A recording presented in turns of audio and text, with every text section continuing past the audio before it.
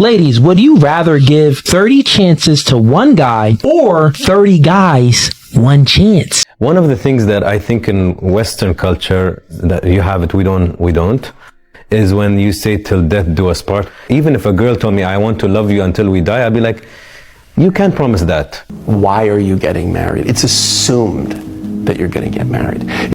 As a woman, why do you want marriage? Hello fam, how are you all doing? Happy New Year to you all. Thank you so much for your support last year. I really do appreciate it. How is your New Year celebration going? Any New Year resolution? Thanks for riding with me last year, and I look forward to more support from you this year. If you're yet to subscribe, please do so, and also like this video. Thank you. As a lady, would you rather give one man 30 chances or 30 men one chance? Let's watch this video. Ladies, would you rather give 30 chances to one guy or 30 guys one chance? I'd rather give 30 guys one chance because I already gave guys 30 chances before. What about you? 30 guys one chance. What about you? I agree. I'm not going to look vulnerable again. I've done that before. You just look stupid. What about you? Yeah, it's embarrassing. So this just shows you that you ain't loyal. If you're going to choose 30 men one time, you're trying to date like a man. Men go around and we're shooting our shot with a whole lot of women to see which one we make. So dating like a man for a woman, if you adopt that behavior, it never works. From a biological perspective, you are not built like a man. You have a lot more oxytocin than men have. And oxytocin is a pair bonding mechanism that allows the woman to pair bond with her mate. It's scientifically proven that shows that when a woman reaches a body count between 5 or 6, the probability for her to maintain a long-term relationship drops down to 20% because she experienced with too many men. That is BS. Here is another excuse for men for women to accept their cheating behavior. So it's okay for men to sleep around, have numerous women, but it's not okay for women to do so. This is the conditioning and the grooming we've been talking about. The hormone oxytocin, also known as the love hormone, is released during childbirth and breastfeeding. It can be triggered by touch, kissing, hugging, cuddling, eye contact, listening to music, yoga, exercise, meditation. Women easily release oxytocin during sex compared to the level at which men release oxytocin, which makes it easier for women to bond with their partner more than men do. This has been a reference point for a lot of podcasters, male podcasters to be specific. They use this point to give reasons why men should not accept a cheating partner, and they also use it to convince women why women should accept a cheating man. According to them, they said once a woman cheats on a man, it means that woman has a strong connection with that man. But a man cheating on a woman does not mean that that man is in love with the next lady he cheated on his woman with, which doesn't make sense to me. So they tried using science to prove that point. They tried using science to exonerate men from their bad behavior, from their cheating behavior. Oh, it's okay for men to cheat. To me, it doesn't make sense. What is good for the goose is good for the gander. Men are always looking for ways to force women to accept their bad behavior, their cheating behavior, and live with them. The most common excuse they use when it comes to cheating is men are polygamous in nature. So the podcaster expects the woman to be loyal by accepting continuous BS from one man. Why don't he tell that man to change? 30 BS from one person, that's a lot. Why don't the man change? This is how a lot of men think. They don't want to be responsible, they don't want to be accountable, they don't want to be responsible. Rather, they want women to accept them the way they are, with all their shortcomings, all their bad behavior.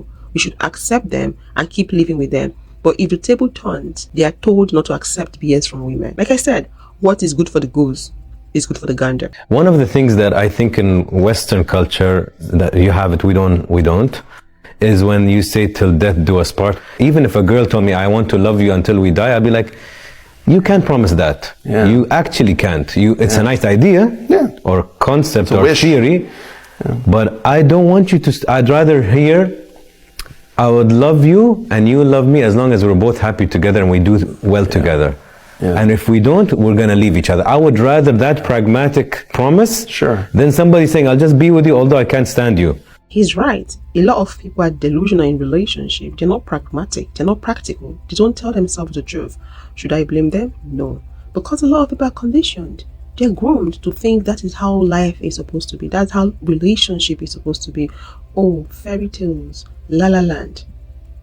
That's what the society has done to us. The length, the duration of a relationship or marriage should be dependent on behavioral outcome. Should a partner stop being in his best behavior and start being chaotic and stressful to the next partner, at that point, the conversation of separation or divorce should be considered. Life is too short to let someone else be a thorn on your flesh, all in the name of marriage or relationship. Marriage is partnership and should be partnership. The moment the other partner goes back on his words, fails to keep his promises, is enough reason for that partnership to end. But that's not always the case, because the society worked on women, conditioned us, groomed us, and made us agreeable to accepting any BS a man brings. They also have the shaming system they use in keeping women in marriages, preventing men from leaving toxic relationship and marriages. Aside the grooming and the programming, this is one of the reasons majority of men are refusing to be accountable and responsible in relationships, because to them, they understand that the society has a shaming system that will make women to continue to remain in an unconducive relationship or marriage. Do you know how unwell you have to be with a man and stay with him? I mean, maybe you were fine when you met him. Perhaps you were just naive or young or inexperienced, but to have to stay with him, you're going to have to do some major mental adjusting to deal with all the levels on which he is exploiting or oppressing you. You will literally have to lose touch with reality. Being with a man for any length of time will make you mentally and physically unwell. Anyone who says otherwise is selling something. Why are you getting married? It's assumed that you're going to get married. If you're dating a girl for a little while and you say, we're getting married, everyone goes, oh, good, you're making an honest woman of her. Of course, you get married. No one would ever go, really? Why? Why? 40% end in divorce? Why would you do that? And then, by the way, that's just the ones that got divorced. How many unhappily married people do you know? I know a whole bunch. I know a bunch of people that we're staying together for the kids, or we're staying together because we can't afford to be apart, or we're staying together because I don't want to give this person half my stuff or have to pay alimony. So to me, marriage is a technology we need to start asking questions about. They're questions like, I'm getting married. Why? Oh, because my parents expect me to? Not a great reason, you know? Well, this person's going to leave me if I don't marry them? Okay, what's that about? You know, so I think asking the question is at least worthwhile. Men are stressful by default, and the reason why a lot of men are stressful by default is because they've been trained to see the women they are with as their second mothers. If you're married, they've been trained, groomed to see that woman as their mother. If you're dating, the same mindset. So imagine being in a relationship where a man is seeing you as his mother. What does that mean? It means you're there to take care of him 100%. His physical needs, sexual needs, emotional needs. It's a lot. And this is something that is common out there. A lot of women are suffering and smiling in relationships, in marriages. The workload, the mental load is a lot. Emotional load is a lot. A lot of women don't have anyone supporting them emotionally. A lot of women are in marriage but single at the same time because they are the ones running the affairs of the marriage, the home, by themselves without any support. A man giving a woman financial support in a relationship or marriage, a man providing for his family in a marriage is the least thing he can do. These days, women are also having money. They need to do more. That is what we're talking about. They need to do more. They need to bring their own quota to the table. It's partnership, not slavery. So with all this, all the mental load, the stress that comes with marriage, why are people still getting married? I've seen questions like this in my comment section before, or why are women getting married? The reason why women are still getting married is majorly due to societal pressure. They have other reasons, but mainly societal pressure. You have your family mounting pressure on you, you have your friends around you, peer pressure, getting married, and you feel the need to want to get married. You have the society talking about it, people talking about it, men shaming women that are not married. The society is also being structured in a way that forces women to get married. We talk about the workplace. Some work environment respect women that are married more than they respect single women. Some work environment pay married women more salary than single women. In Nigeria, some house owners don't rent houses out to single women. They only want to rent their house to married women, not single women. There's a whole lot that the society has done to force women to get married. In Nigeria, they respect married women more than they respect single women. There are also positions in the workplace, in the church, in organizations that require women to be married before they can qualify to hold that position. As a woman, why do you want marriage? I have 3 questions. Question number 1, why do you want marriage? Is it because you're afraid of being alone? Is it because you're trying to roach off somebody and drain them of their resources instead of going to get your own? Is it because you're afraid of yourself? You're afraid to live by yourself? You're afraid of being alone? Is it because you want a ring and you want to flex the ring to other women? Is it because you think having a man is a badge of honor? Is it because you want a wedding and you want the attention that the wedding brings? Why do you want marriage? We about to hit 2025. Why do you want marriage? We already got stats that show marriage does not benefit women. It actually benefits the man. Why do you want marriage? Question number 2. Why, whenever your quote-unquote ex-boyfriend moves on to the next woman, why do you bash the next woman?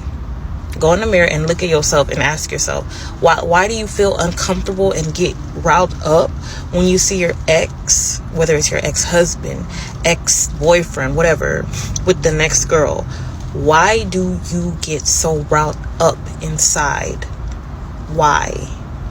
Why do you start to bash her and degrade her? Because you know, if you bash a woman, you're actually bashing yourself. You're bashing yourself. Is it because you're self-loathing? Is it because you don't like yourself? Because if you liked yourself, you would be expressing that on other women.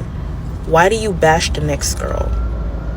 Is it because you are upset because the next girl got that man's attention and you're not getting that man's attention anymore and it's making you feel some kind of way on the inside? Is it because you feel like she's being validated when in reality he sees her as a tool and he's actually draining her, abusing her, consuming her, using her, and not using you? He's destroying her and he's not destroying you anymore. Why does that make you upset? Do you want to be destroyed? Like, why? I don't want this video to be misconstrued. The point is not about discouraging anyone from getting married or encouraging anyone to jump out of their marriage, but it's about telling people to know why they are getting married. It's about letting people know that marriage is not the fairy tale they sell to us. It's a lot of work. It's about telling you not to stay put in a marriage that is not conducive. If your partner has refused to be responsible and accountable, you cannot keep staying there and taking all the BS from him. This is basically what this video is all about. Marriage is a beautiful thing if you find the person that is willing to be in that marriage with you. Marriage relationship is not automatic. It requires a lot of work, a lot of intentionality. You need to put in the work to make things work out for the both of you. But a lot of people don't want the hard work part of it. They'd rather have someone else pulling the strings for them, pulling the weight for them. That is what a lot of men want. So until you have someone that is willing to go through the mud, willing to go through pain, climb the mountains, to be there for you as much as you're willing to be there for that person, that's when you can say you have a potential good relationship or a potential good marriage. Until then, if you're the only one giving, you're suffering and smiling. If you would love to watch more videos like this, click this video to watch how men make women sick and ugly in relationship and marriage, and I'll see you all in the next one.